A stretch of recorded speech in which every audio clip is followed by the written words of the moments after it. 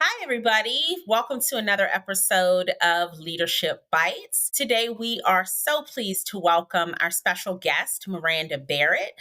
Miranda is the founder of Capacity to Scale. She founded the organization to bring together her passion for helping entrepreneurs be their best and also for her love of events that really drive an impact. Miranda was a part of the Entrepreneurs organization global staff team for 10 years, helping double the organization's size and its geographic reach. We're really pleased to talk with you today, Miranda, because the Entrepreneurs Organization is just a powerhouse organization in my view. For those of you who don't know about that organization, if you're an entrepreneur, it's a place that you might want to check out for some great resources and tools. And Miranda was such an integral part of that organization's growth. And even it's exciting, Miranda, for me to hear about your evolution from that side of things and really working in the association community and putting your own foot forward in terms of your own business and becoming an entrepreneur. So really excited to talk about what that journey was like and why you did it. Thank you so much for joining us today. Thank you. I'm so excited to be here. We're going to have a great chat. Absolutely. So why don't we get started? Tell us a bit about your leadership journey, Miranda, and how you came up through the ranks, and then maybe if you can dovetail into why you started Capacity to Scale, that'd be great. Yeah, no, happy to. And when I back on my leadership journey, it really did begin at the Entrepreneurs Organization. I was brought in to help build out the new member recruitment side of the organization, which I believe at the time consisted of a part time intern who would print out emails and put them in a binder, and that was the organization's CRM. Wow. So we were really starting from scratch, which was exciting. The organization had about 5,000 members when I started. Today, I believe it's around 18,000. So a little bit of a change there. Yeah. And one of my first duties as I was brought on was to hire a coordinator. And I had never hired anyone before. And I was Mhm. terrified, to be honest, but not letting my new boss see that and acting like it was no big deal. I hired people all the time. And going through that process of hiring someone, onboarding someone, and then, managing that person was really a wake up call for me of what it takes to not just be a leader, but to be a good, authentic, empathetic, all those qualities that we want to have with people that are leading us to try to become and grow myself into that. So, what inspired you to move from that place to actually starting your own business? What was that about? What was that journey like? Well, that's a 15-year journey, so that could fill a whole podcast. But honestly, I mean, I was at EO for 10 years during Yeah. a period of tremendous growth, which was so much learning. I really think of that as my professional growing up, right? Like having that experience, launching chapters, growing membership, running events, running projects. As association executives, you know very well, we just wear a dozen hats, right? And we're Yeah. just constantly switching them out over the course of any given day. And that was such a good learning experience for me that I carried forward after leaving EO into a couple of other career roles. And then launching the business just came about because I felt like I had so much to give and contribute, and I loved working with entrepreneurs and helping them. And I spent probably a year trying to figure out what the right path was after I launched the business just purely to be a holding space for all the kind of random project work I was doing, saying yes to a lot of things that came my way, learning a lot about just the art and science of being a consultant Yeah. and listening to what people were asking for. That was so important in those early days. And that's how I finally realized that I could combine my love of events, my love of associations, and the work I was doing with entrepreneurs into what Capacity to Scale's mission is. So what's that journey been like for you? Is it harder than you expected? Is it about what you expected? It is so much more fun than I Okay. expected, even at its hardest. And I'll be completely authentic with you. It is hard. I had a crying meltdown about 2 weeks ago on a conference call Yeah. in a group of consultants, that little community that I'm a part of, and it's great. I mean, the fact that I get to make strategic decisions about the business and partnerships and work with the most amazing people. It literally just cracks me up that I get to do this. It's wonderful. At the same time, the stress of, we are growing fast, which means we are adding expenses fast, and having to navigate that and figure that out and deal with all the little things that could inhibit the team's productivity. Yeah. Onboarding clients as quickly as we can, building systems, and most importantly, surrounding myself with really good people who can help me on this journey.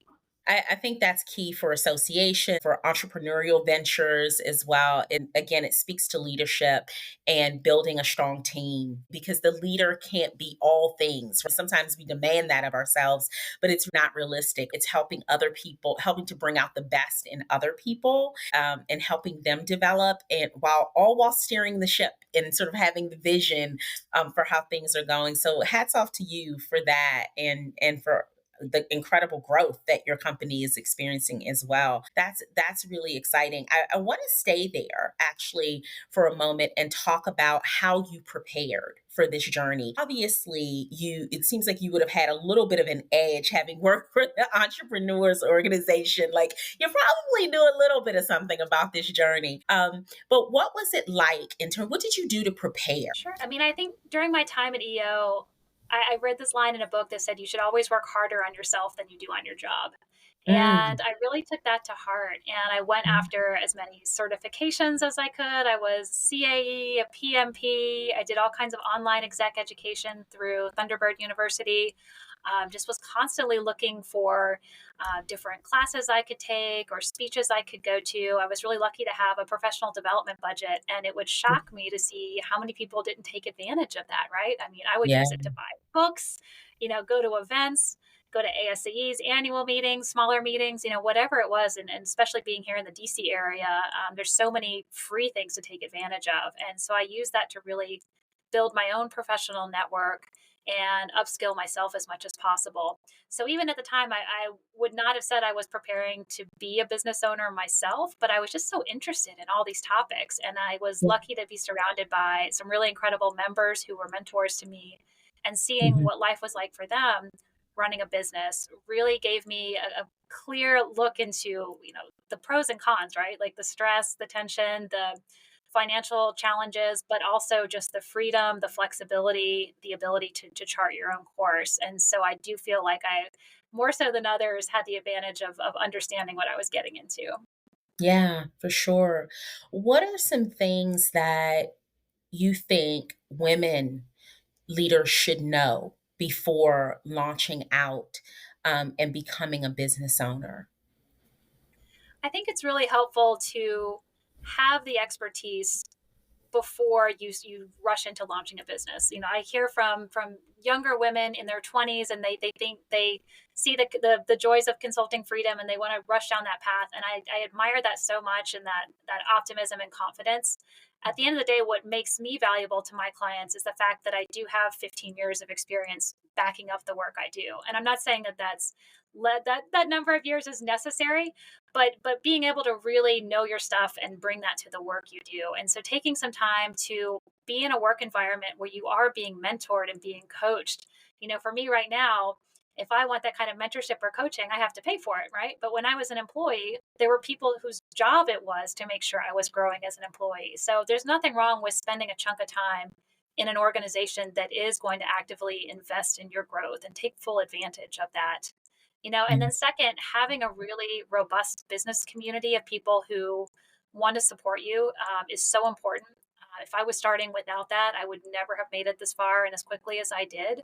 So taking yeah, the time to actively grow that community before you need it, before you're going to be asking it for favors, is really important as well. Like just always be actively looking to for ways that you can give back and help other people, and yeah. then they're going to be in your corner when the time comes that you need them.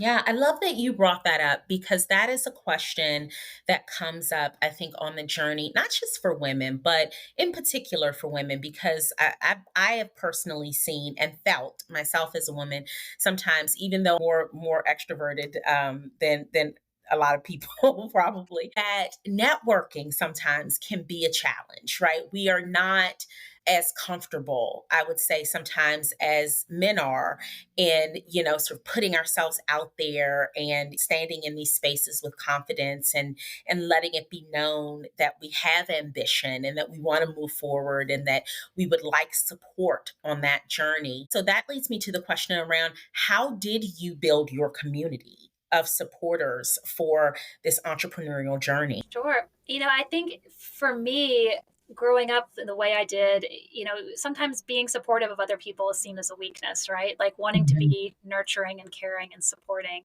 And I can think of so many meetings and events where, I noticed somebody didn't feel well and ran down and got the medicine from the gift shop, or made sure somebody had water, or even cleaned up tables after a session if the hotel staff wasn't showing up. And I got feedback at times that that was not leader behavior, that was not CEO quality material. mhm, And I decided that I didn't care. And for me as an authentic leader, that's who I am. And mhm, we made one of the core values of the company that we are radically supportive. And for mm, me, that means if I know one of my clients has a speech today, I will send them a text in the morning cheering them on. I'll record a little video message for them telling them what a great job they're going to do. We'll send them little presents. And mhm, that's in our DNA, because I've decided that there's nothing wrong with, as a woman or a man, being mhm. supportive and caring of other people, and it's a sign of strength, not weakness. I So that was definitely something I encountered on my journey, where I'd see people kind of looking at me because, yeah, I'll pick up trash on a table, I'll bring somebody cough drops, whatever it is that makes their experience at an event better, and that mhm. doesn't make me any less of a leader. Absolutely. That is servant leadership in action, right? A lot of people talk about servant leadership, but you don't necessarily see it in action. But I have worked for and with so many that were not afraid, like you said, to roll up their sleeves and get in there with the team when things have needed to be done. And I think that's just amazing. I'll even share just a little personal story. About my current CEO, Michelle Mason, at the American Society of Association Executives. During our annual meeting, staff help out in different capacities during the annual meeting. There are always far more attendees than there are staffs. We sometimes can be stretched a little thin and doing lots of things. And as you alluded to earlier, wearing multiple hats in these environments. And I had so much respect for her always, but in the moment that I saw her during the annual meeting with the thousand other things that she has on her agenda to do as a CEO, come down to the show floor and sit in a booth and answer questions for attendees, and just really be there, be present to support the staff and to help out. I thought that modeled servant leadership so well, and I was so proud of that. And it spoke to me much the same as what you just said about it. It doesn't make you any less of a leader because you're willing to help people out. And I think it's a great thing for emerging leaders to see that it's not about sitting, in some high, lofty place and having others serve you. It's about, being of service. So thank you for sharing. I think, the loyalty that engenders in your team when they see Yeah. that the CEO is willing to do that. I mean, similar to your story, the executive director at EO, when I was there, Bob Strade, at our big events, he would make photocopies for us. He would help load the buses. He would make sure that if someone needed a plate of lunch brought to them in a session, he would do it, just literally going above and beyond. And he wouldn't go to bed until the last of us had cleared out the staff office. And I Wow. will always remember that. And that is exactly the kind of leader that I seek to be as I'm still on this journey. Yeah, that's so awesome. Tell us a little bit about capacity to scale. What does your company do? And, what are the communities that you work with? Sort of what are your target audiences? Give our listeners some education on your journey. Well, I'm sure very similar to you and the listeners, I have sat through a lot of bad events, right? Events where Yeah. if you weren't so polite, you'd be sneaking out the back door because there was a speaker who either didn't know their audience, wasn't prepared, had the most horrible slides filled with tiny, tiny text that you couldn't read, was speaking too fast, whatever it was. And that truly hits me on a gut level that it feels like a betrayal of trust.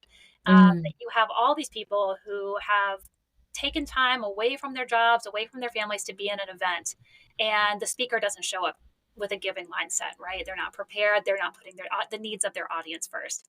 And yeah. it's that passion for making sure all speakers are at their very best that is what's driving my business. So we're not speaking coaches, but we help entrepreneurs find the right stages where they can really make an impact on their audiences. And we help them stand out to organizations by clearly articulating, what they're talking about, who's the right audience, like helping do that matchmaking a little bit, like what are the right organizations, Mhm. showcasing how good they are, because it's so scary to be the person who chooses speakers, right? Because Yeah. if a speaker tanks, and I'm sure that's happened to us, right? The audience isn't mad at the speaker; they're mad at the person who chose the speaker. Mhm. So being that person who chooses the speaker is really, really tough. And we want our speakers to have the right materials to show those decision makers that they know their stuff, that they're not going to be breathing into a paper bag 5 minutes before their speech, that Mhm. they're going to be the session that the audience is raving about. So we help make sure they have the right quality materials, that they have great presentation pieces, that they have good connectivity with their audience, that they're not grabbing their suitcase and racing off the stage, the minute the applause has died down. That's a pet peeve of mine. So really Mhm. helping speakers at association events be their best, and anyone that we work with is Mhm. absolutely going to blow their audience away. Oh, I love it. That's Yeah, so good. it's so I mean, choosing speakers is like the worst job ever, right? Like you have Yeah. like all the proposals all look the same.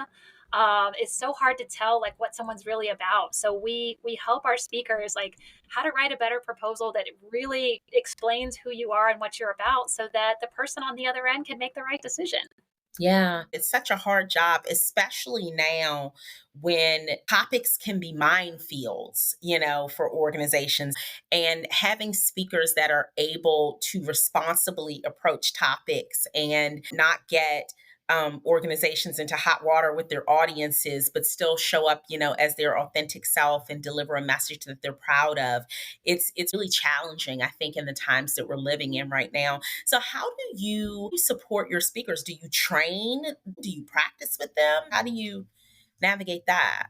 Yeah, sure. So, in addition to creating marketing materials to help them stand out, we also really teach them about the right way to connect with association audiences, like Yeah. how to take the time to get to know the members of who that group is. Like, you can't just show up and give the same speech over and over again. Like that's Yeah. that betrayal of trust I mentioned earlier. So, Yeah. how to learn what's important to those members, how to work effectively with the staff. Being compassionate and understanding that there's a lot of moving pieces at an event. And if your speaking slot needs to change from 1 p.m. to 4 p.m., you're going to roll with it, right? You're not going to be the Mhm. fancy pants that throws a fit about changing a time slot, because that poor event director probably has 800 other problems going on, and you're not going to be one of them. Mhm.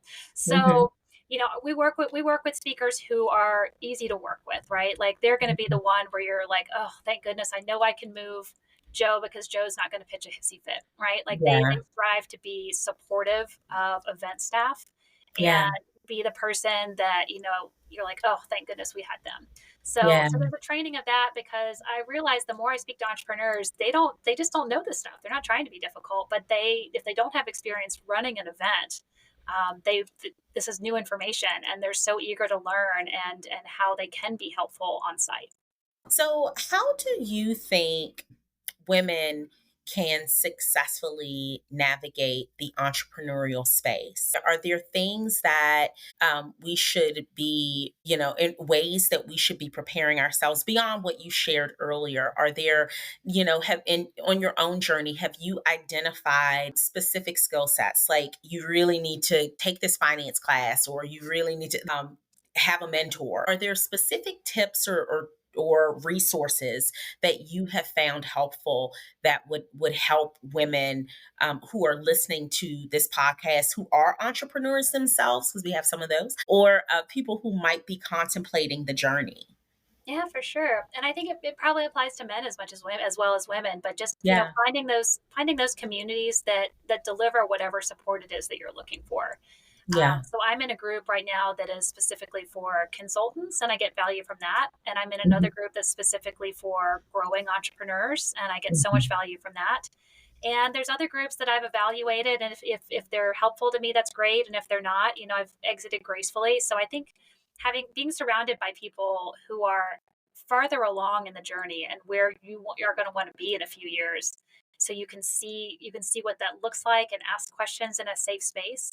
That's Yeah. been yeah, that's been tremendously helpful to me, and in some cases, there were groups that were specifically for only women. If you're not looking for that emotional that kind of support that those groups are offering, I decided, I would rather be in a blended group where I was learning from both genders, and that was equally helpful. So I think that's one piece. And then as far as, the learning and the finance, I think having a base level understanding is important, but also Mhm. surrounding yourself with people who know it better than you, right? Like, I'm never Yeah. going to be a finance professional. I don't want to be a finance professional, but Yeah. but that's talent that I can hire, right? Yeah. So Yeah. I'm reading the book right now, Who Not How. And it's about, rather Mm. than asking yourself, how do I do this? You ask yourself, who can do this for me, right? Yeah. So I am hiring a bookkeeper right now because I cannot spend another minute in QuickBooks. My soul will be crushed. I'm hiring someone to do my newsletter. And so, there is a financial component to that, but you don't have to learn every piece of software yourself. You don't have to learn every Mm. function on a deep level. You have to Yeah. have a base understanding for sure, but it's far more important to surround yourself with smart people who can help you. That's awesome. Great advice. I'm going to ask a question that is probably a little bit unexpected, but I think people want to hear um, about even the challenges of the journey, right? Our leadership journey. Can you tell us about a time as a leader that you didn't do something so well or that you struggled on the journey and something maybe didn't turn out the way that you wanted it to and how you came back from that? What a great question. Um, I looking back, I was managing a team of entry level employees, and there were Mhm. a lot of awkward conversations that had to be had. Yeah. This was, of course, back in the days when organizations even tried to enforce a dress code, right? Mhm. And I had team members who would sort of blatantly disregard that. And I Mhm. was never good at those conversations. And looking back, it was because I wasn't able to tie what their larger goals were as professionals Yeah. to their conduct and how they showed up in the workforce, right? Like, if I could go Mhm. back and have those conversations again, I would love to have a second chance of saying, you have these aspirations of being a vice president here. This is, a vice president. You look around, they're not wearing sweatpants and sneakers. And Mhm. being able to, rather than making it a conversation about, HR says you can't dress this way, make it about, if how do you want to show up and how do you want other people to perceive you. Yeah. So I feel like I did let some people down in that respect, that I wish I could have done a better job helping them tie their behavior to their professional journey. Yeah. Although I'm happy, I keep up with people over decades, right? And I'm happy to see, where all those people are. And I don't think I held them back too badly, but that's always something, And I've had to, as many of us leaders do, I've had to let people fire people, right? And that is Mhm. so tough. And I know the number of people that I've had to do that to over the years, and you always feel like no matter how well you try to prepare or practice that conversation, it's awful, right? There's just no good way to do it, and Yeah. I think I'll always have regrets for every single instance how I handled it and what I might have been able to do better. Yeah, yeah, for sure. I can identify with that. I've been there and been through similar situations, and you always hope that people land on their feet and that they're doing okay and things like that. And sometimes, it's an interesting journey as a woman leader. I think we feel so much. Most of us, I won't say everyone, because people are different, but most of us feel so much empathy for people that sometimes we can let situations go on, linger a little longer than they should, right? Trying to fix it. And sometimes I have found that sometimes you do people a favor by releasing them from an opportunity that is not the right fit for them, and because I've experienced myself a time or two when I've had to do that, right?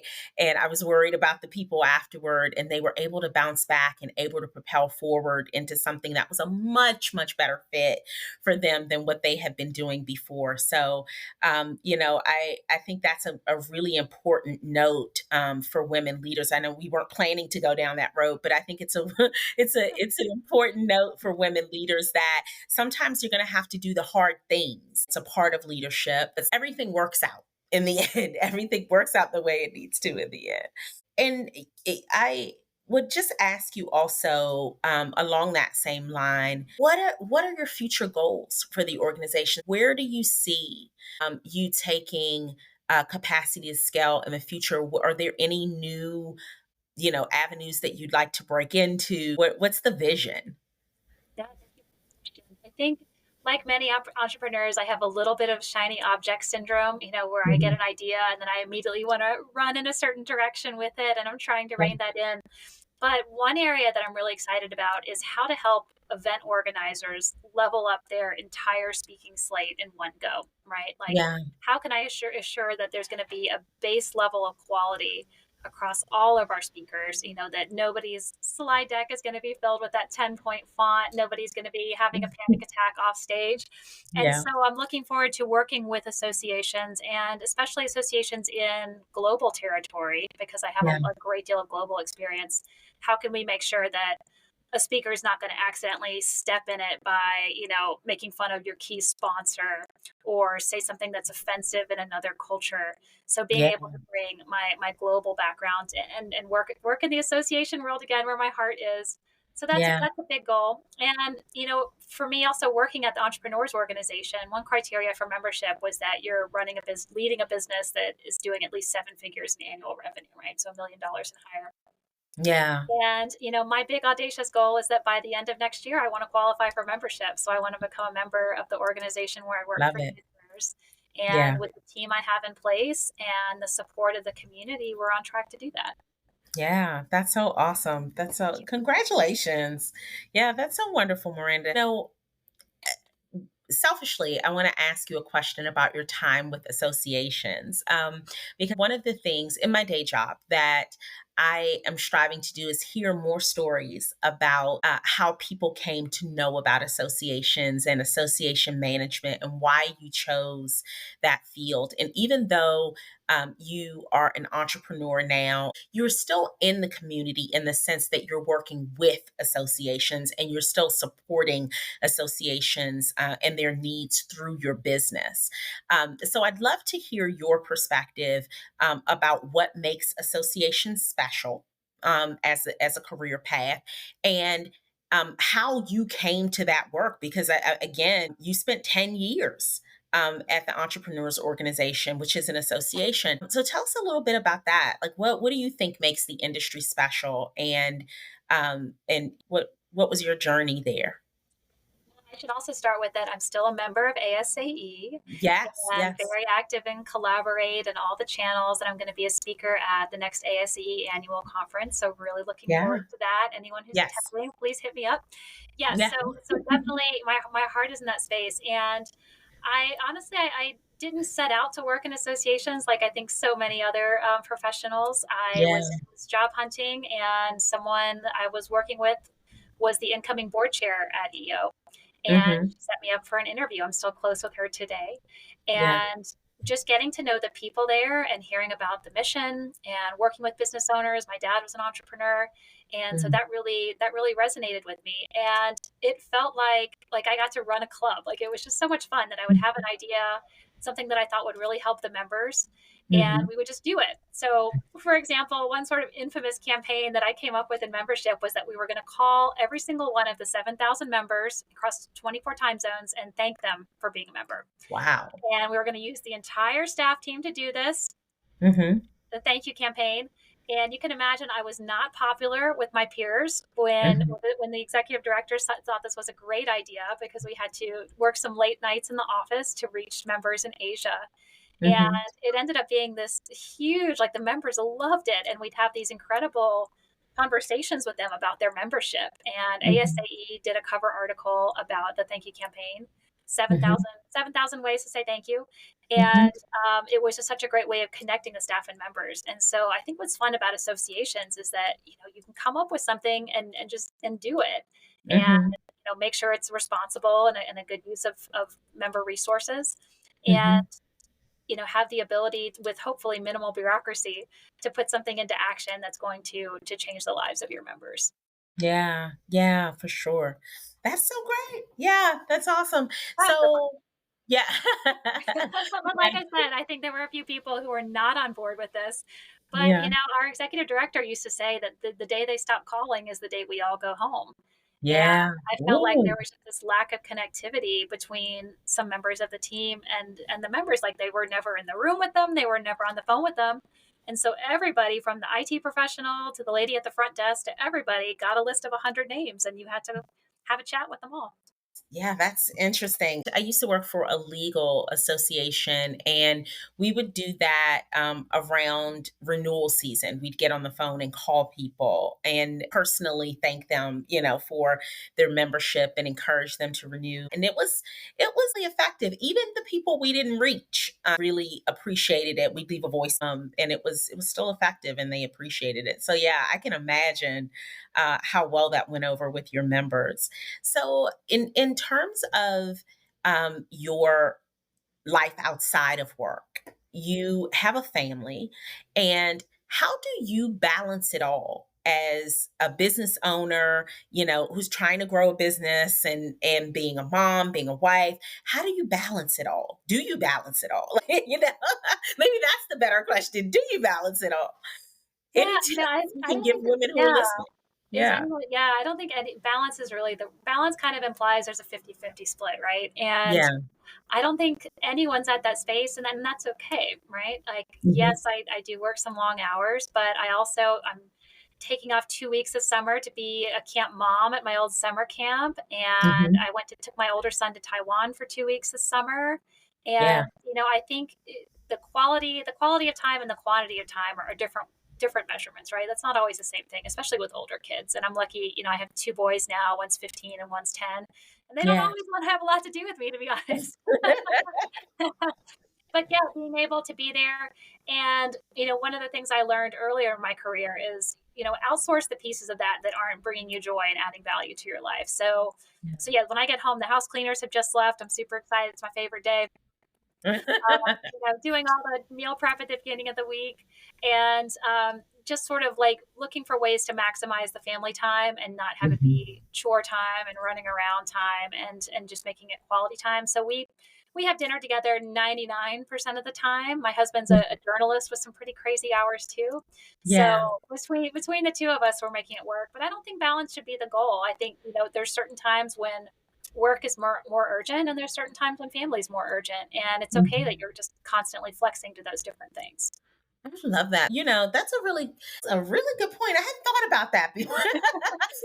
Yeah, there are going to be those times where what is priority, sort Yeah, of ebbs and flows, so to speak. And it's I think that's one of the exciting things about having that flexibility. It's I've heard people, like, over the course of different interviews, people who are business owners have the one consistent theme I've heard from everyone is that it's hard work. It is a lot of work. You're going to put in the hours. You're going to have to really lock in, to grow your business. But then, when that flexibility is there, that when you need to take the time to focus on other things, you have the flexibility to sort of create what your life looks like and shape your life, which is exciting as well. but I think even with the flexibility, I was lucky to have a job that had a tremendous amount of global travel in it, and that's always Yeah. been part of my identity since I was 19 working at the White House. Yeah. And when I had a baby, I was suddenly faced with this decision, like very much so. Like I came back from maternity leave, and that day they asked if I was going to go to the annual conference in Hong Kong, right? Like I'm literally back from maternity leave, Hmm. and the event director standing right there saying, "Am I buying you a ticket to Hong Kong or not?" Oh, wow. And I went back and forth to her 3 times because it felt like giving up a part of my identity to not be there, but also I had a 3-month old. Yeah. I was still nursing, for being honest here, and Yeah. at the end of the day, I decided to go because Yeah. I just felt like I had to draw a line in the sand. That there was a part of my identity that I wasn't ready to give up. Yeah. And so, yeah, so I went to Hong Kong for about 10 days. I pumped the whole time I was there and Hmm. came back, back to the baby. And that just started, I was away. I would travel about once a month throughout my kids' childhoods. There were Yeah. times where I got it wrong and missed some milestones, missed some first steps, missed some birthdays. And there Yeah. were some times where my kids FaceTimed with me all over the world. I would take their little Thomas the Tank Engine with me and take pictures of Thomas all over the world. And they got to experience, being a part of that global journey. And now they're both great world travelers themselves. Yeah. So I think, again, back to your point about balance, sometimes the seesaw swings one way and you're away and you're feeling guilty about one thing, and then you realize that it's just all part of life and it shapes how the kids grow up too. And I love that they have this wider worldview because I was traveling and bringing all that back with me. That's very cool. Is there anything about your journey that you would change? Would you have started a business earlier? Would you have stayed in associations longer? If you had that moment, that Back to the Future moment, it's one of my favorite movies. Such a great movie. Love Michael J. Fox. Love Yeah. Back to the Future. If you had that moment where you could jump in a DeLorean and go, make, is there anything that you would change on your journey? Um, that I had a little hiccup where I was in a job that made me absolutely miserable for about a period of 7 months, right? Like Okay. Yeah. toxic work environment, just stressed out every day, like getting this weepy on Sundays at the idea of going back. Yeah. And I toughed it out for 7 months and left. And part of me wants to say that I would have left sooner. But at Mm, the same time, I learned so much about myself and what I need to be happy in a role because of that experience, right? yeah. And I don't regret now that I had it because I learned that the people you work with are so much more important than what you're doing. Yeah. And no matter how great a job is, I had this beautiful office, I had all these perks, but I was miserable every day. And I worried what it would look like on my resume if I left a job so soon, right? Less than a Mhm. year in. And it was finally being so unhappy that I just gave notice and left without having a job. So part of me wishes I had the courage to do that faster because Mhm. that's how I found EO. But at the Mm. same time, I'm so grateful to know that about myself and what I need to thrive in a work environment. Is there any advice that you would give to people who are in that situation now? How would you advise them to navigate? That's actually a really great point. I love That's that a you whole brought other that up topic because we could get into a whole thing, right? I love it. We could go forever on that because I don't think those are the things that are talked about enough, right? In terms of just and we're not just talking women here, we're talking people, career journey, and we spend so many hours on our jobs. I tell people, when I talk to them, because in my day job, my work focuses on career and workforce solutions, and so I do get a lot of calls and emails from people who are either looking for jobs or in the midst of a journey, or maybe looking for some advice here and there. Like that's not really the focus of my role, but that's sort of a residual, right? A thing that happens, and I don't mind it because I really love being able to connect with the community in that way. But I think that's something that doesn't get talked about enough, as people want to ascend to leadership and they're maybe in a role that they're not happy with and they're worried. They're worried that, oh, if I move on to the next thing, if I just call it quits on this thing and try to do something different, it's not going to look great. It's not, and how did you do that? Like what gave you the courage to do that? And is there any advice that you give to people who might find themselves in that situation now? Yeah, I mean, I think the first is that life is just too short to be miserable every day, right? Yeah. And Yeah. so if you're in a job where that's your experience, you have two choices, and that's either you can dig in and figure out if you can fix it and share your concerns with the people around you and see if there's an infrastructure in place to help you change while you're there, like either change your role, change whatever it is that's causing that problem. Mhm. Or if that's not possible, then make a jump, right? And you are not your job at the end of the day, right? You're so much more than that. Yeah. And there are places out there that would be happy to have you and would benefit, you're doing no one any favors by keeping your talent in a box where it's not appreciated. Yeah. So in some cases, if there's a financial concern, absolutely. Not everybody has the freedom to be able to just walk in and give notice every one day. Mhm. So actively be building your network before you need it, right? Mhm. And they say that the majority of job hires come from not the people you know, but the people they know. Mhm. So the more you can surround yourself with people who know you as a professional and be willing to help you, the better off you are if you find yourself in that kind of a position. But you just have to take ownership of your own career and your own situation, because no one's coming to save you, right? We have to save ourselves. And so fixing it, looking for ways to either fix it where you are or get the heck out, because you just can't, you can't be miserable. Yeah. And there's somewhere out there that's going to be a phenomenal fit for you. I love it. Fix it where you are. Get the heck out. Get That's the that. heck out. That should go. That should be on a T-shirt, Miranda.